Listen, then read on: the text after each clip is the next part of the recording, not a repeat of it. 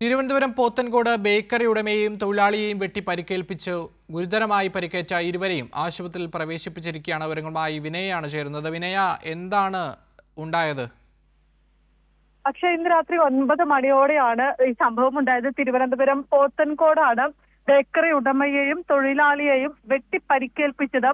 Pothencode അൽഹാനി bakery ഉടമയായിട്ടുള്ള Shahul ഹമീദിനും തൊഴിലാളിക്കുമാണ് വെട്ടേറ്റത്. ഗുരുതരമായി പരിക്കേറ്റ ഇരുവരെയും ആശുപത്രിയിൽ പ്രവേശിപ്പിച്ചിട്ടുണ്ട്.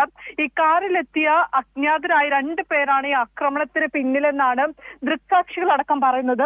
അതിപ്പോൾ പുറത്തു വരുന്ന പ്രാഥമിക വിവരങ്ങൾ വെച്ച് ഈ ഷവർമ്മ കട്ട് ചെയ്യുന്ന കത്തി അത് ഉപയോഗിച്ചത് ഈ കടയുടമ ചോദ്യം ചെയ്തു. അതിന്റെ പ്രകോപനമാണ് ഈ ഒരു ആക്രമണത്തിന് കാരണമെന്നാണ് ഇപ്പോൾ പ്രാഥമിക വിവരമായി പുറത്തു വരുന്നത്. എന്താണ് യഥാർത്ഥ കാരണം എന്നതുമായി ബന്ധപ്പെട്ട കൃത്യമായിട്ടുള്ള ഒരു ഉത്തരം ഇതുവരെയും ലഭിച്ചിട്ടില്ല. ഈ കടയിലെ CCTV ദൃശ്യങ്ങളടക്കം തന്നെ പോലീസ് പരിശോധിച്ചു വരികയാണ്. പ്രതികൾക്കായി അന്വേഷണം ഊർജിതമാക്കിയിട്ടുണ്ട്. പോത്തൻകോട് പോലീസ് എന്തായാലും കേസെടുത്ത് അന്വേഷണം ആരംഭിച്ചിട്ടുണ്ട്. ഈ അന്വേഷണത്തിന് ശേഷം മാത്രമായിരിക്കും യഥാർത്ഥത്തിൽ എന്താണ് ഈ ആക്രമണത്തിന് പിന്നിൽ എന്നതിൽ ഒരു വ്യക്തത വരികയുള്ളൂ. ശരി, വിനയാണ് വിശദാംശങ്ങൾ നൽകിയത്.